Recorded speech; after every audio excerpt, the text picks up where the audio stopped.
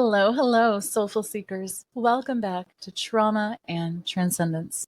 Today, I've got a wonderful new guest for you. To know her is absolutely to be in awe of her. Ever since I've seen her public speaking, I catch every single talk that she gives.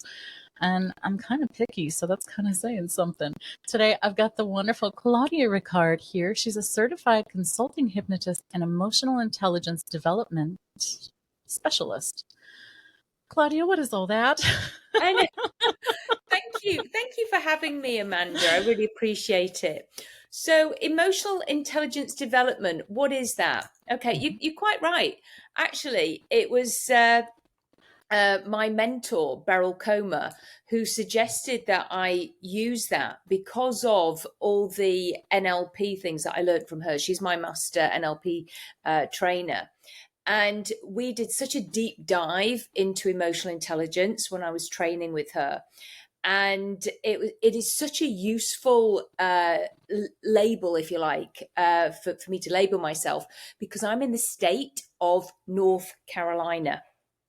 And Okay. I'm not able to call myself a hypnotherapist, even though I certified as a clinical hypnotherapist in England way back when. And it's, I just can't use that in America or in my state anyway. So I have to be careful. So I can say I'm a consulting hypnotist. And it's, so there you go. Anyway, it's all jargon. However, I do love the emotional intelligence side of things. And that is what I train now, because I learned a lot of it from Beryl. I was using it, a lot of it myself. And it's very interesting stuff. What inspired that interest for you to begin with? Children. Okay. So it's like, why do we behave the way we do? Why is my child acting that way? And why am I reacting like that? And how come my first marriage was such a disaster? What led him to behave the way he did? And so it's actually curiosity. Curiosity. Let's get curious about this. Why are we the way we are? Yeah. Yeah, I think for myself, when I reflect on it, I hit a pain point. It was like, okay, this is devastating. I'm tired. What is there? Yeah. So where did you begin? So I very first started being, I think it's about being emotionally aware when you are, when we're little. It's an innate thing in me. I didn't know necessarily. It's only as I've heard from more mature sort of like family members who said to me, oh yeah, when you were a little girl, you would sit by, so-and-so grandma or aunt, they were elderly, and you would hold their hands and you would stroke their hands. And I just did that naturally. So I believe in a lot of us, there's this innate thing that we have that's just inside us. And I do remember sitting with my grandma, one of my grandmas, as she was dying. And I held her hand and I stroked her hand. I didn't know what else to do. I'm assuming I did, but that's what I did. That's what I chose to do. And it's just, I think a lot of us are like that. We are just innate. It's an innate sort of kindness that we just know what to do for somebody and to be present with them and to, no, I shouldn't think I even said anything much, or maybe I did. I rambled, or maybe I sang to her. Poor thing. But it was just something that I did. And then I actually lived in America when I was a little girl. I lived in Virginia Beach. And I loved America, right? America's my happy place, which is why I'm back in America. And I played, did a lot of playing. And when I was 9, because when my parents were in the forces, when I was 9, I went back to England and I went straight into boarding school. Actually, I continued to play. But that's because that's me, I like to have fun. Now, I there were some girls there as we grew up. You know what girls are like. Girls can be mean. Actually, I was friends with everybody. I just was. And I did have my mean moments. You know, I wasn't always a lovely person. However, generally, I was, I was like always just sort of like in with the gang, if you liked. But it didn't matter if I wasn't. I was in with, like the cool kids. I was also in with people who weren't. They were my friends as well. I was just friends with everybody. You were the social chameleon. Yeah, yeah. I was So that I too. like that. I like that. Is that what you like? You were? Were you a social chameleon? Yeah. I didn't cling to one No. thing, and I think that's most empaths. I think people who are highly empathic are that way. Yeah. Ah, okay, okay. Because you'll know probably a bit more about this sort of thing than I do. Now, there was, and there was one girl. Oh my gosh, bless her. She smelled really bad. And it was, they said to me, Claudia, you've got to do something about it. You tell her, because you know her. So I did, but I did it in such a nice way. And even now I reflect back and I think, how did I know to do that at such a young age? Because I was, say, 16 years old. And I actually said to her, 'cause she was studying so hard for these specific exams, and I clearly wasn't. But anyway, I was like, so I went into her, where she was studying, and I said, "Are you okay?" And she actually burst into tears, and I just sat with her, and I said, what's up? Can you tell me? And she it was her parents put so much pressure on her.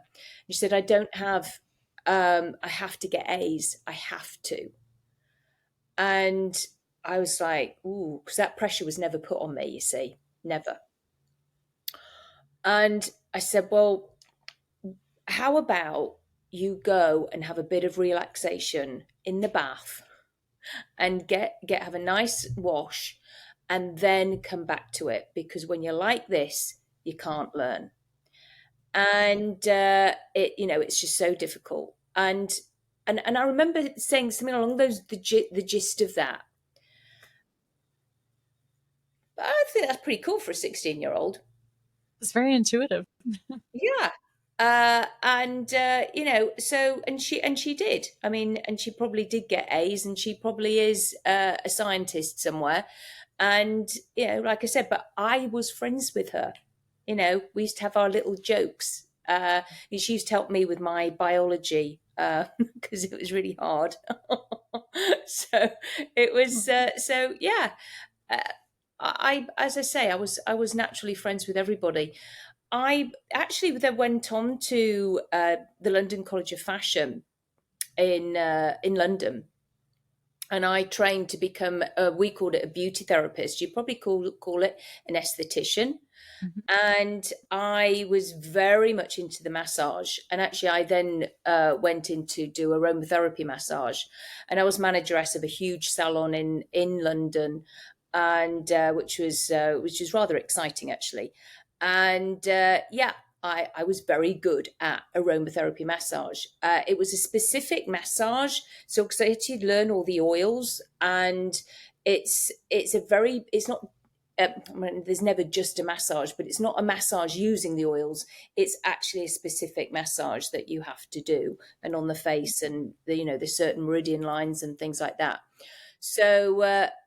And as you're doing this and using the certain oils, you have to find out about a person.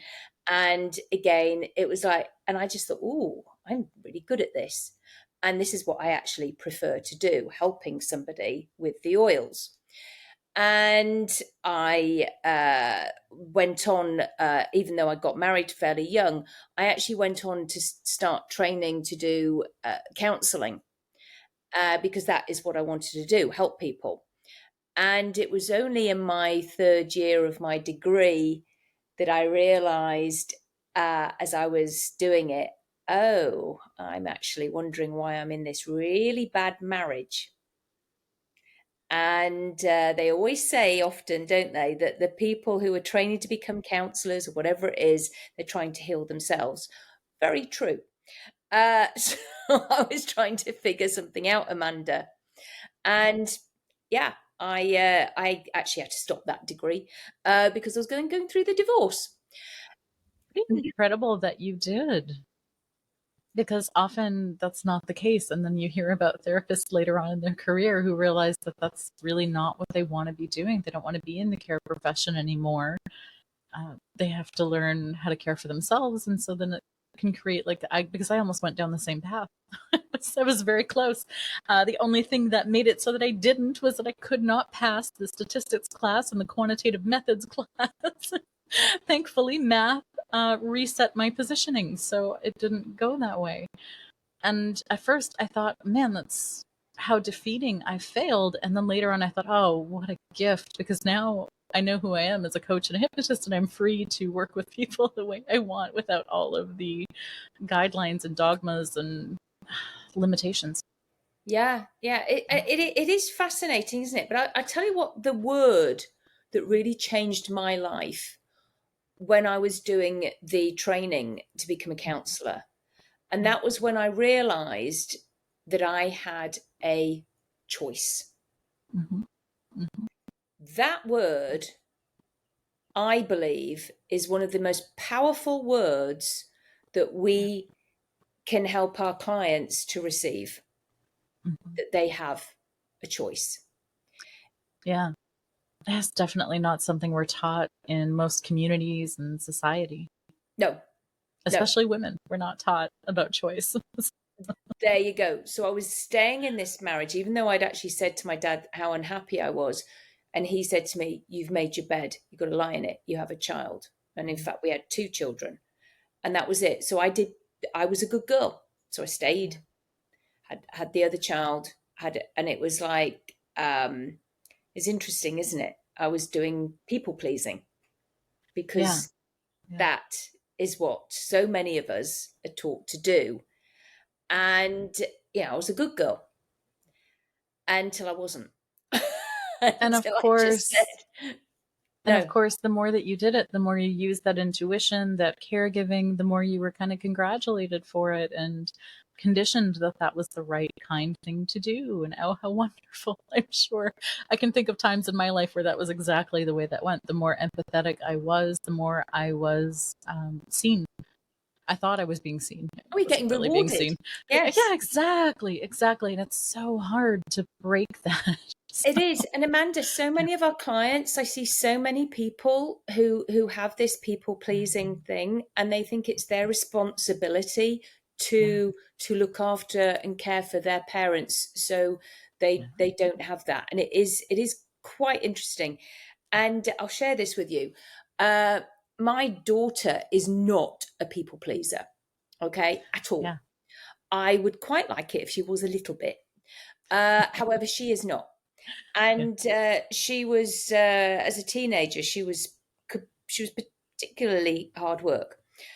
And I remember my sister calling me up saying, your daughter, blah, blah, blah. And I just thought, well, I said to my sister, I said, she's not a people pleaser. And my sister said, why isn't she? Well, you broke the family rule.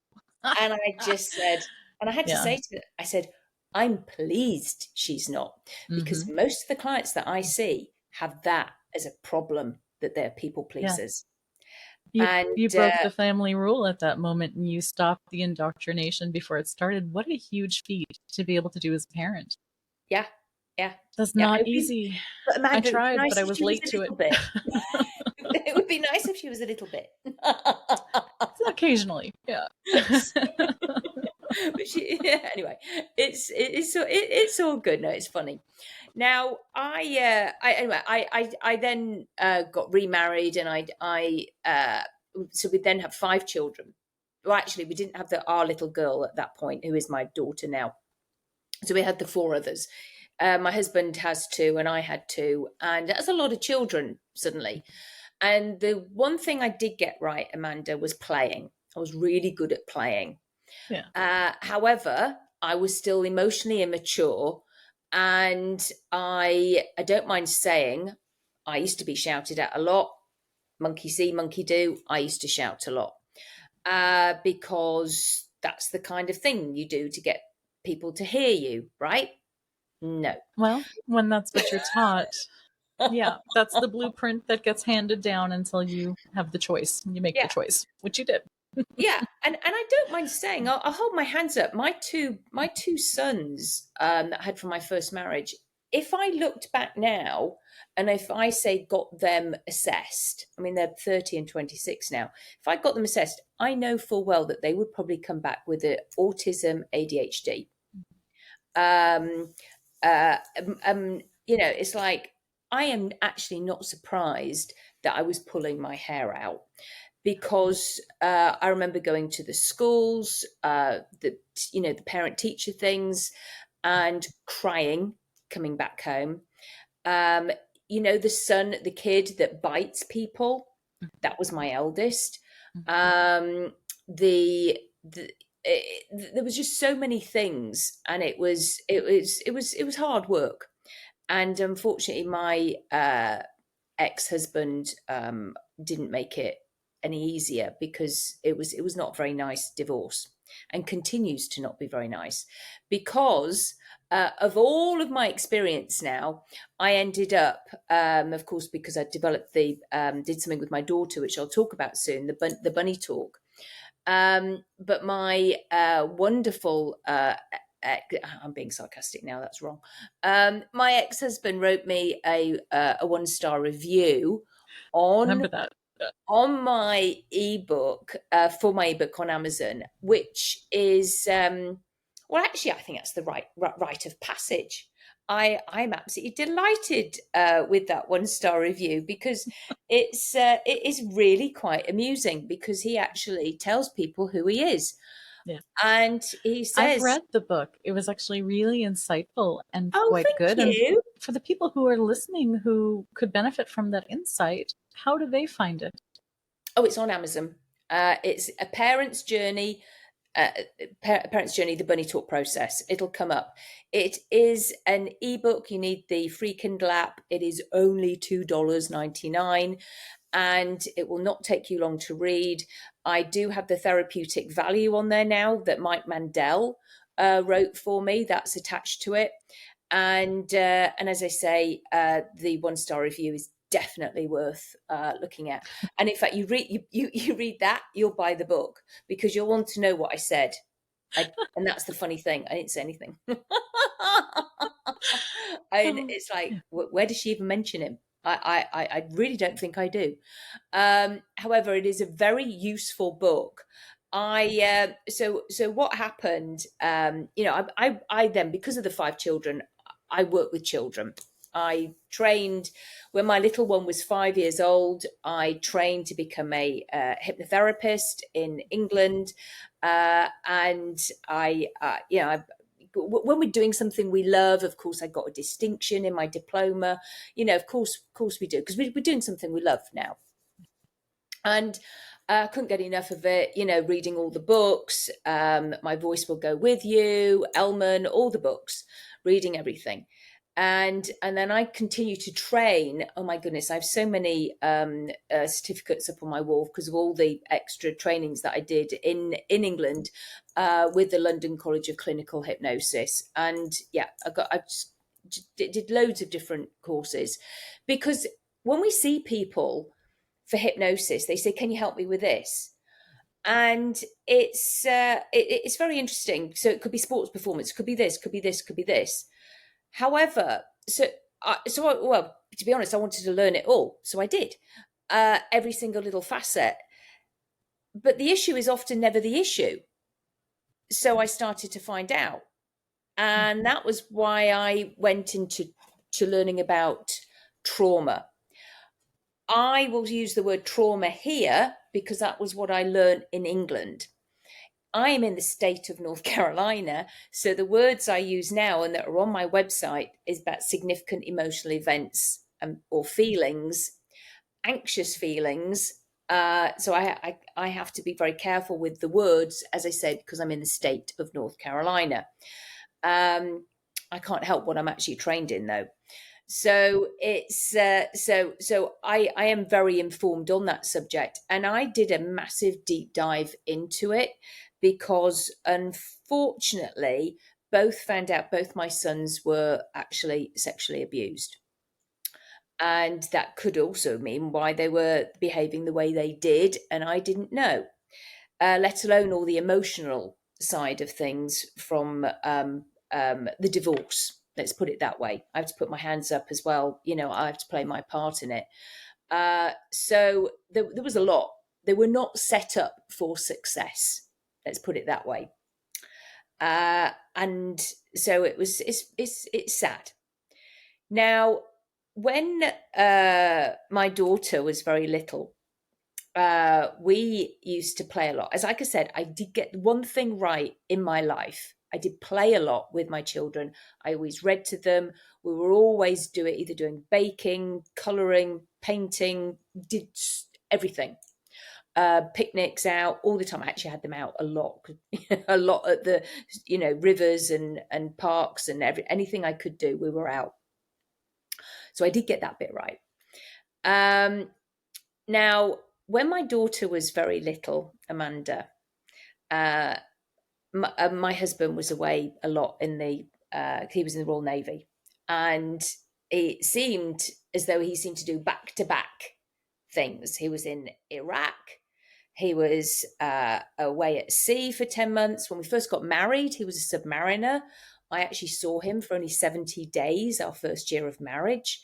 It was hard. He moved around a lot. So my daughter and I, we played, and she would get into bed with me in the morning, this little tiny tot with curly hair, and I started showing her shadow puppets. Do you remember playing shadow puppets? Yeah. As an adult with my stepson. I used to do the bunnies. But you can do. Some people do really cool things with their shadows. We did Mummy Bunny and Baby Bunny because he had a little hand, and she particularly loved the bunnies. So that is what we did. It just became our little thing. She'd get into bed with me straight away and start going, hello, hello. And it was like, so we did that. And then I thought, oh gosh, this is going to be forever. So I started thinking, how can I make this a little bit more because I don't care what anybody says. There's an age where we forget really how to play for that length of time, like with dollies, with all sorts of things. We can do it for like 5 minutes and then we get sidetracked, we get busy doing stuff.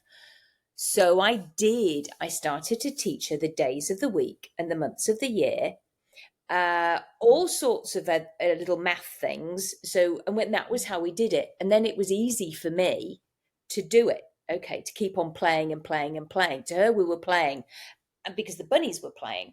So she didn't know she was learning. So this is a brilliant tool for any parents of like, well, how do I teach my child to do, the times tables, to do rote through play? Seriously, through play. And get the bunnies out and do it. So that was what we did. And sometimes Amanda, I would be the baby bunny and she'd be the teacher bunny. I would get it wrong on purpose just to see if she could correct me. And she did. And she did it so sweetly. It's okay. Just have another go. Because that was what I would say to her. So she copied. Yeah. So she learned to be kind, and it's okay to make a mistake. And it was just like, we were just playing. And I'm so thrilled that we did that, because I had no idea that at that time I was actually anchoring in safety, love, and security, unconditional love with my daughter. So we did this for years, and it just became our little thing. Now we roll on and we moved to my happy place, America. I always said I would come back and live in America, and we did. So 2019, we moved, and wonderful. 2020, there is COVID. Now, she is now started in grade 8, and then there's no school for 2 years. And that was hard. So hardly any friends or no friends. And then it's suddenly online. And then suddenly now she's at high school. And that was that for another year or so. And that was how she started, really, her life in America. And it wasn't great. And she was left probably with her thoughts a little bit too much, because I don't know about you, but I know teenagers often like to be in their bedrooms. And she started hurting herself. Now, that is hard, very hard for any parent. And one night, she's now 15, it's New Year's Eve, she comes through to my room sobbing. Okay. It was horrible. It was a scary sob. I got out of bed. I went through to her room, held her. Can you tell me what it is? And we shook her head for ages. No. We just sobbed and sobbed. And then don't ask me what made me do it, Amanda. I got Mummy Bunny out. And she got a baby bunny out with the little ears down. And then she told Mummy Bunny what had happened to her. Okay. And of course, Mummy Bunny didn't react, because Mummy Bunny never did. And that, I believe, is why she was able to tell Mummy Bunny. Because Mummy Bunny literally said, okay, what would you like to do about it? What can we do? What can we do? And something I'm just realizing is it wasn't just an anchor for her for safety, love, and security, but it was for you as well. Oh, yeah. Do you know what? You were so right. You were so right there, Amanda, because it reminded me that Mummy Bunny doesn't get angry or tell off, right, or whatever, because you're right. Absolutely right, Amanda. Because by then I have a teenager, her room is like, and often I would, sort of, there'd be arguments, and that is why she couldn't tell me. Yeah. But she could tell the bunny. And yeah, you're right, it absolutely anchored me into that place of, this is big, I am not to react. There is no way on this earth am I going to say, plus I do what I do, there's no way I'm going to say, why didn't you tell me? That wasn't there. That was not on the agenda. It was literally going to be pure unconditional love. And because that was all that the bunnies did.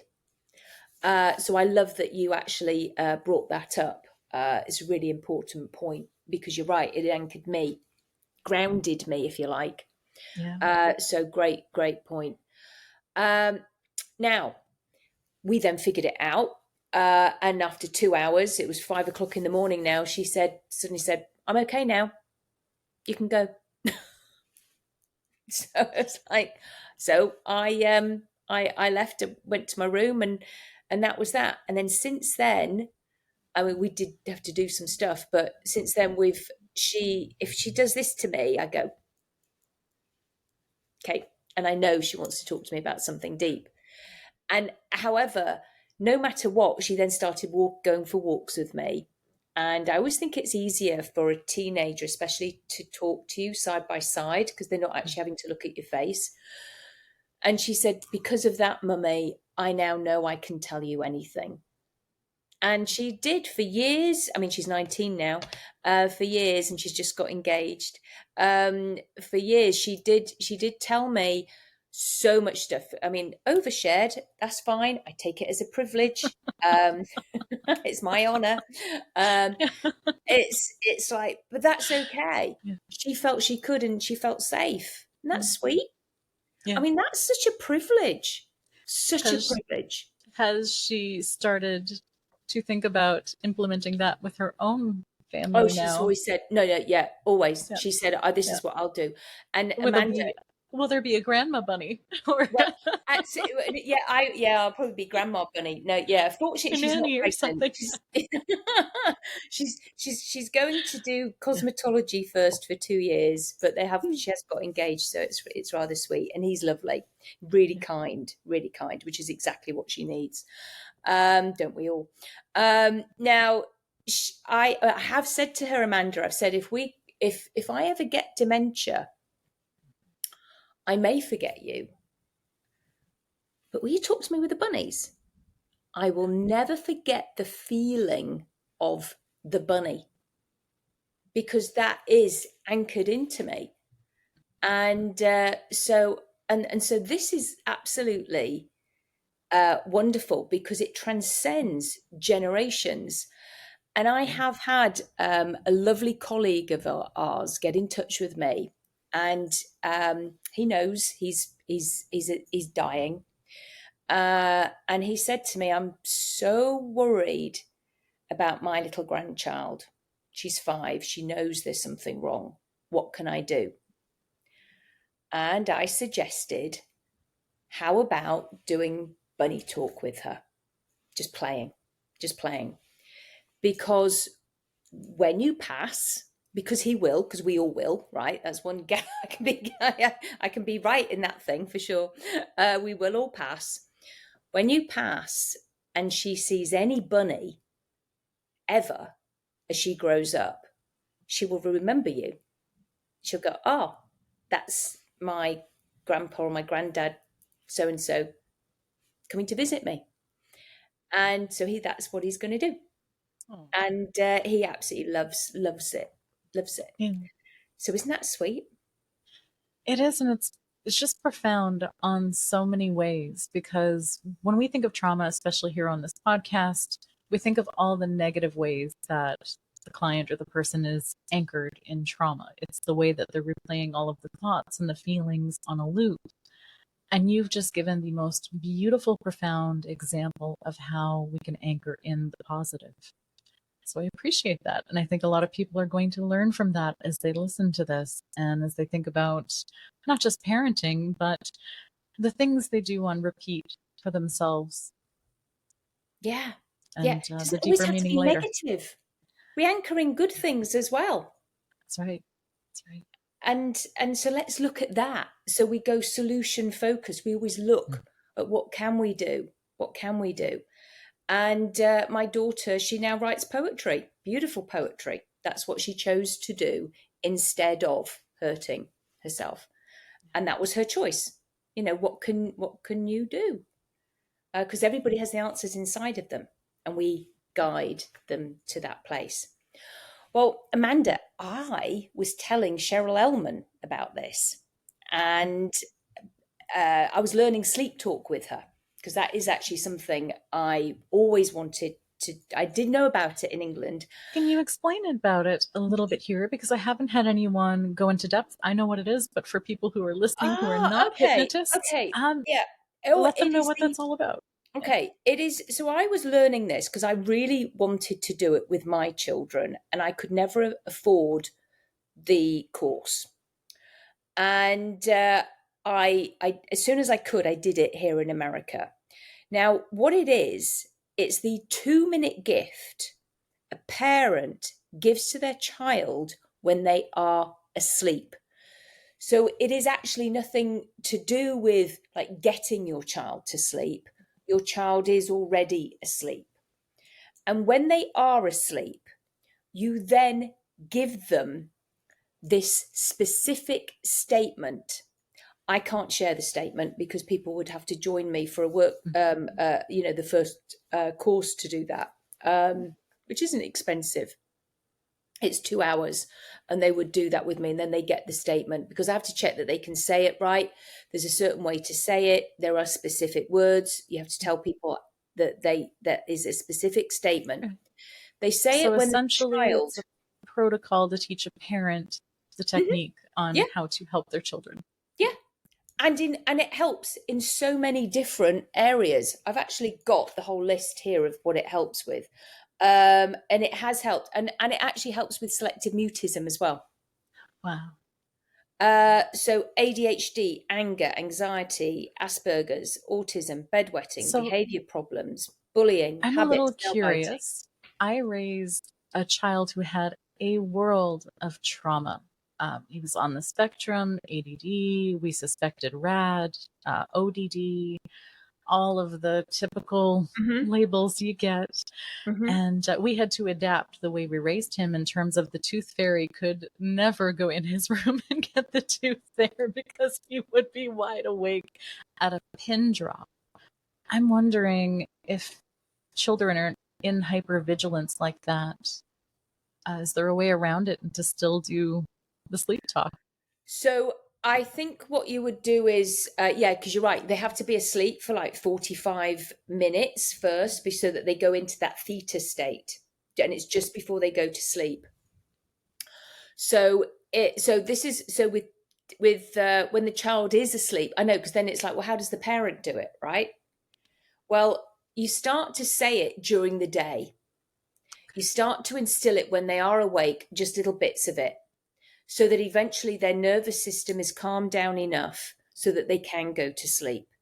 And then when they are asleep, then you would, or just on that verge of. But you're right, if they are so hypervigilant and they're so scared, then it may be that it's something that you kind of gradually start to say when they are awake, until that hype, because that bit has to be That's helped really first. good to know. Yeah. But I would then do the bunny talk on that child, because I would help the child, because so this is like distress. When a child or any of us are in hypervigilance, we're there. So say this represents our amygdala and it's always looking after us, fight, flight, freeze. I got this from Carl Smith. If it goes there, that is distress, that is hypervigilance. And if somebody's like that all the time, that is distress. That's so unhealthy. So, and if he was like that all the time, then that is why my bunny talk process would probably help that first. So it goes hand in hand with the sleep talk. I think there's definitely no way that I could have done it as a parent. No, I don't. He would not have received it from me. No. It would have needed to have been from a professional like you. Absolutely. Yeah, he would. So he would first of all had to have done that. But you can train the parent to do it so they know it, so that when the child has got rid of that hypervigilance and is starting to get some more sleep, then the parent can do it. But you would then, so with the parent, you would then encourage them to do little bits of it during the day, so that the child has that feeling of safety, anchoring, unconditional love. Again, it's hard, and I think you may have seen so many of my things before. I say parenting is hard. It is hard being a parent. You know, I'm very, very happy for the people who have an easy ride of it. Lovely. Do you know what? Great. And I'm sure you are probably new souls. So, because Earth is hard, and it's generally a hard ride. I believe, in my understanding of it, is for the older souls, so that they learn their lessons quicker. If we're here, we're doing it in challenge mode. There you go. So I love it when people have an easy, you know, when they go, oh, everything's fine. And I do get some clients who there's just like nothing, but they want help, say with sports performance, or they want help with something else, or a bit of just doing better in another area. It's and when they say to me that they have no exiles in pain, no past pain of like, I call it like the poo on the brain. Okay, great. I just think, lucky you. But most people that I see, they've got plenty, plenty of poo on their brain. And and that's my job. That's what I have toys all over the place, Amanda. Because I see kids, but Yeah. adults, I actually use the whole process for my adults as well, because there's the inner child. Yeah. And I had a doctor in here a couple of months ago, and she suddenly started crying. And I said to her, "How old are you right now?" She went, 3. I went, okay. And we got my paper out. We drew around her body, because that's what I do in the process.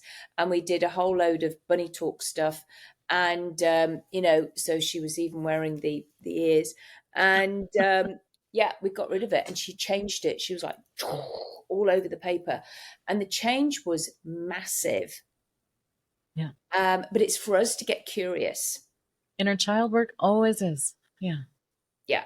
And I love it. And the bunny talk works brilliantly for it. Yeah. I mean, at first I thought I was just using it with my children. This is how I'd always worked with children in England. Yeah. And then it was just that I added the actual anchor to it. And it was easy for me. Like I say, I was telling Cheryl, and Cheryl said to me, "Claudia, you've got to do something with it. You've got to do it." And so I did. I wrote my ebook, and then that was that. And then I talked about that at Hypnothoughts Live. And then 2 colleagues of ours said, "So are you going to make this into a course?" And I went, "Well, no, because anybody can do shadow puppets." And they said, "Okay, if you don't, I will." And I went, "No, it's mine. It's my story. It's my daughter's and mine story." Yeah. So I did, and it was really easy for me, because I'd already been teaching or training or coaching on emotional intelligence in any case with my clients. I do it in every session so that they understand what's going on for them, their behaviors. Like I'd already said at the beginning, the emotional intelligence part. Yeah. And then I just thought, well, actually it's so, and it is when I see a parent who says to me, "Can you fix my child?" I go, "Absolutely. Can you come in for a session first?" Because it's not the child. It's, occasionally something awful has happened where out of the parent's control. So then it's an event, something that is there could be bullying, there could be this. But so often it's the environment that a child is in. And that it's is the same also thing that Caesar Milan will say when you talk to him about dogs. Yeah. Great, And let I me meet know the that. owner. Amanda, I know that because my own children had that awful environment. Hands up. Apart from the play bit, that, as I said, got that bit right. But but no, it was, I was really tired sometimes because I was the only one. And it's exhausting. As I say, it's hard being a parent. And resentment. Oh my gosh. When that's involved, and then you're like playing off each other, and the kids can they know. That is what started me on my whole journey. There you go. Resentment and burnout, and they are best friends. Yeah, you're almost married. Yeah. It's hard. So what can we now know what we can do for people. However, the educational part of it that I do with the emotional intelligence is so important, because then they go, "Oh, that's why I do that." In fact, I literally had a person this morning for stop smoking, and when I was doing the emotional intelligence with her, the draw, she just went, "Oh, and she went, "Oh, that's it. I can't ever do it again," because she realised that what it was associated with her ex-husband, and she hates him. And actually, she's still been doing it for the last however many years, and it was like, oh, and she goes, "Oh," and she actually, and that was it. She actually stopped. Yeah, and she will never smoke again. Plus, I did a load of other stuff. She will never. That's it. So cool. We can only manage what we can be aware of. Yeah. And there's no shame in it. There's no guilt in it. It's just learning. I know when I work with people so often, they don't understand why they behave the way they behave. So they might be more reactive than they'd like to be. They're not Hmm. regulated in their nervous system, and they don't see it from that lens of the nervous system. So anytime I think we get to bring in the nervous system conversation, the emotional intelligence, then they realize, these are the wired responses. I didn't want to do, I'm not these things. They can stop labeling themselves, and Yeah. they can start to realize, oh, the next time I'm feeling those sensations, if it happens again, depending on what's going on, most of the time it doesn't. But if it does, then they can start to identify it and say, oh, what I actually need right now is. And they Yeah. can go tend to that in a Yeah. way without having to feel like they're a bad parent or anything else that's coming up. Absolutely, absolutely. And that actually, that's what I'm talking on at Hypnothoughts. I've got 2 talks. We are not Yeah. our behaviors. We are our good intention. That's one of them. I'll be sharing a diagram. And then again, my other one is a 2-hour talk. It's a first interactive session with a client. It's how I work with a client. And so there'll be loads of takeaways for people. Oh, But actually, that is what I train in my bunny talk training for people. yeah. Because obviously it's a bigger, deeper dive, and then people are practicing it, and then they've got to do, because there's eye movements, because we know that bilateral stimulation with the eye movements, and the bunny's doing it, and it's and we set up anchors, and there's all sorts of little steps to it, and all through play, because nobody really knows that they're doing. Kids don't even know that they're doing it, and so I'll share this story. I had a person say to me, I don't know why my child is so sad. She's so sad, and I don't know why, and she won't tell me. So I said, okay.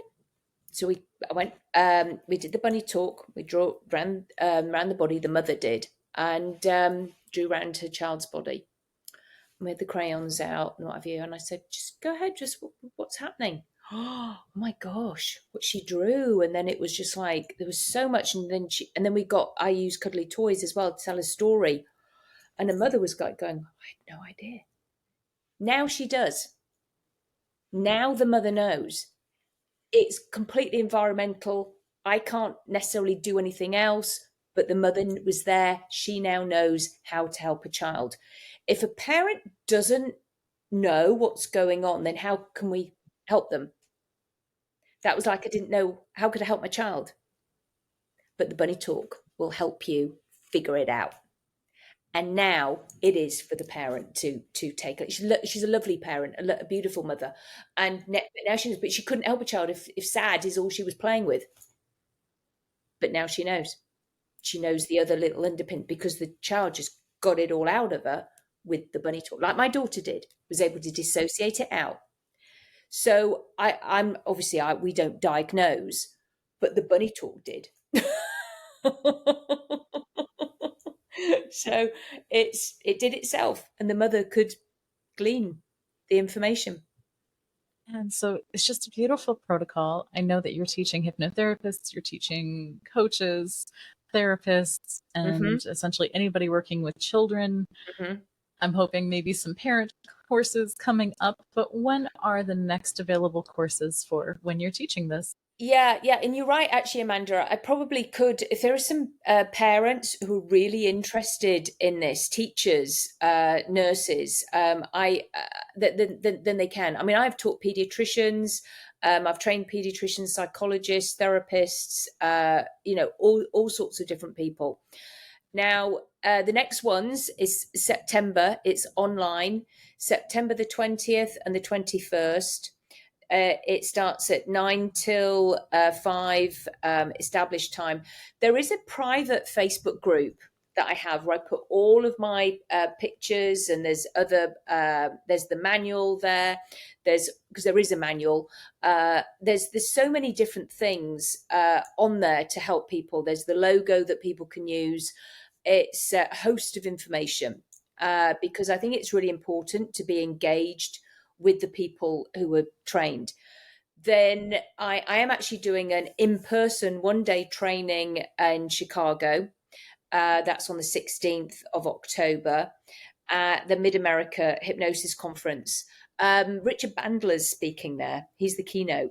Saw that. Oh Yeah. no, how exciting. Yeah, that's like a really cool one to go to. Because he's in his 80s now, and then he's doing a full day training on the Monday, which I don't mind saying I'm doing as well, because the bunny talk is all of his stuff, NLP. I've just sort of like adapted and changed it. And that's what he wants people to do. Make For it the your own. non-hypnotists, Yeah. Richard Bandler is one of the creators of NLP, neuro-linguistic programming. Yeah. So it's like it's phenomenal. And then the other one, so that's the online, and then the in-person. Anybody who takes these courses, there's the opportunity to retake them. Any in-person, you actually get the online again for free. I want people to do this and do it well. There is, as I say, there's opportunities to retake. There's like a one-off, very minimal fee to join for the one-off, and then it's like, and then you can retake it again for free. As I say, I want people to do this and do it well, to the point where I've now had people asking me, "Can I train to be a trainer?" So I'm very excited about that, and that is Beautiful. coming up in 2026 in March. So yeah. That is incredible and so exciting. And it comes from such just an authentic, vulnerable, practical place. It means the world to me. I mean, seriously, the people who will be training it, they'll have to have the same beliefs and values as me, and they'll be hand selected. It won't just be anybody that can become a trainer. The practitioner, yes, because it's like, but then I am holding you as you continue to move forward. It's like you have the opportunity to keep on learning, and what I like about the whole process is that if somebody has never learned much about any, sort of like, say they're a new hypnotist, because I'm not training hypnotherapy, hypnosis. Of course, it's all eyes open hypnosis. But the thing is that you can then use this step-by-step framework that I'm giving people. Or if you are a seasoned person who has, say, been doing this for years, and you have parts work and you have havening, you have all these other things that you might do, you might just like to use a little bit of it for one client and a little bit for another client. You might like to use that middle bit, or you might just use the end bit, or you might just use that bit. You can chop and change the bits that you use because you would know how to adapt it to your client. Because Amanda, we're always client-centered. Even if they're not a child, clearly. Yes, even so. So even still, the emotional intelligence bit, you might just want that to explain that to that client, and you might not even then do any of the inner child work. You just might think, oh, they need to understand that for their smoking bit. It's so adaptable on so many levels because it's how I work with my clients, and I get great results. I do. I don't mind saying. And you shouldn't. You shouldn't mind saying it at all. No, absolutely. I do. I get great results. I'm able to, charge what I'm worth. And, which means that I get to go to conferences and I get to present and speak on it and train. And because I get the great results, because the protocol I use it works basically. And I did learn from some of the best people. I don't mind saying. Beryl Comer is one of my mentors. I mean, she's outstanding. So I am very lucky. So you've got classes coming up. I know you're presenting many, many places. Is there anything else on the horizon that you'd like to share with the audience today? Well, the other day I went, I'm sure you've had lots of people on here who do Reiki. Yeah. I am actually, I've got my Reiki too, so as well, but I don't necessarily use it. But once you're attuned, right? You've got the energy. I was invited by a friend, a local person. I'd really love to give you a Reiki session. So I did, I went. And then that night I had a dream, which then woke me up because I then had to write it all down on a piece of paper. So I will be writing a book, and it will actually be a book because it's really long.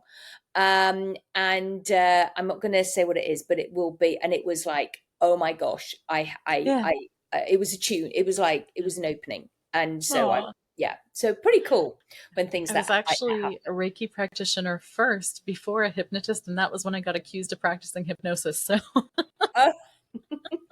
and then not long after that, I went ahead and got trained. So, the beautiful Nora Noble, who is local to me, also does hypnotic Reiki, and so it is just a whole fascinating thing, because whether a Reiki practitioner is conscious of it or not, Reiki's an induction. It's a powerful door opener, and it is usually the recreational drug that gets you in the door to self-development and healing. I couldn't agree more. And I'll tell you, Amanda, I used to do, because I knew my massage so well, I used to do aromatherapy massages on people. And you're right, I used to do hypno Reiki because I could. Because once you have the skills, it's so hard not to have them come together, because they just complement each other so well. I had one of my Reiki trainers was actually a coach and therapist, and she taught Insight Reiki. That's Eileen Day in Seattle. And so that's coaching and Reiki together. And it's just, it makes so much sense the way that they complement and balance each other out. Yeah. Of course it does, and the right people will find you who need that kind of work. You know, it's because it's they need that energy bit and that bit and the support, and it's. I agree. I love what we get to do. It is just amazing, and never a dull moment. No, because every client's different. You know. It's I've done so many just recently, so many habits, if you like, porn habit, vaping, so many smoking. It's like one after another. I think the smoking had told the other smoking, told the other smoking. It's like, so it's like, right, you know, because that's what they do. That's how we get our clients, referrals. So we make a big difference. Right. And, you know, sometimes it's just a little shift. Sometimes they're so ready, and other times, okay, we have to work a little bit harder for it, but that's a small period in the span and time and energy of their life, and then they get to live the whole rest of their lives really in the way they want to. Yeah. I agree. I know people say, you know, it's magical. It's like, it's life-changing. And people don't know until they know, until they come along, and then they go, oh, that's how I ended up here. Right. I love that. I actually started with Reiki. Yeah. Reiki was the gateway drug for me. Yeah. And it is. It's like that energy. I'll pass it to you. There we go. You know, I think there's something about it that makes it so magnetic in that way. And I think we are very energetic. We don't often get to spend time with it or play with it. And so to have that opportunity is, I think, the entryway to the foundations of emotional intelligence, because then we start cultivating that space to have resilience and sit with what we're feeling and experiencing in a more conscious way. Yeah, you're right. And become more self-aware, because it's awareness. It's awareness of the effect you are having on other people. Yeah. And it is so important. And vice versa. Sometimes the effects that other people have on you. Yeah. Ooh. Oh, yeah. And it's like, am I giving them permission to upset me? Yeah. And then you realize, I am. It's and then you realize, and then of course we have a choice. Exactly. Go back to that word. Exactly. So it comes full circle. Yeah. I love it. Thank you so much for being so open and sharing so beautifully, so authentically. It was such a pleasure to have you. For those people who want to train with you or work one-on-one with you, how do they find you? So Claudia Rickard, hypnosis.com. Just find me on there. Yeah. Virtual, in-person, hybrid? I do both. Yeah. I can. So because what, I don't know I can't remember where you live, Amanda. But there's at the moment, all over Ohio. Yeah. So that's right. So yes, I can see people all over. And I mean, as I say, I'm training it in Australia at the moment, the bunny talk. So it can be anywhere. It's in person. I do love in person. I don't mind saying, but then but I do get people who travel, because I'm in North Carolina. I get people who travel from Virginia to come and see me, or the Wilmington, Charlotte. They'll travel a good couple of hours. I don't know why I haven't mentioned this sooner. The NAF conference is in Virginia Beach every single year. This year, I want to say, is their 30th year. Yeah, there you go. So it's something to consider. I think they've taken all the proposals for this year, but I bet if you reached Linda Thunberg, so is it in conversation November? To have? Yeah. Typically in November, usually towards the end. It's their 30th year anniversary this year. But that would be a wonderful place with lots of practitioners who could definitely use this protocol, this beautiful, internationally now renowned creature that you've made. Yeah. Okay. Well, so I'll look into that definitely next year, probably. Yeah. So, Amanda, thank you so much for having me on and not minding me go tell my story and things like that. I love hearing it every time. Yeah. But I love that you took part that bit that actually it was grounding for me as well. That it's reminded me, because I don't believe anybody else has noticed that part. Yeah. So good noticing. I appreciate you. I appreciate you. Thank you so much. It was so fun. I will have all your contact info in the blog posted in the show notes. So Soulful Seekers, if you feel compelled to work with Claudia on this, you have a child, you love a child, or you need work on your inner child, this is a wonderful way to do that. And I highly recommend this practitioner. All right. Thank you. Thank you so much. Thank you, Amanda. Be blessed. Bye, everybody. Thank you for watching. Stay inspired. Bye. Bye.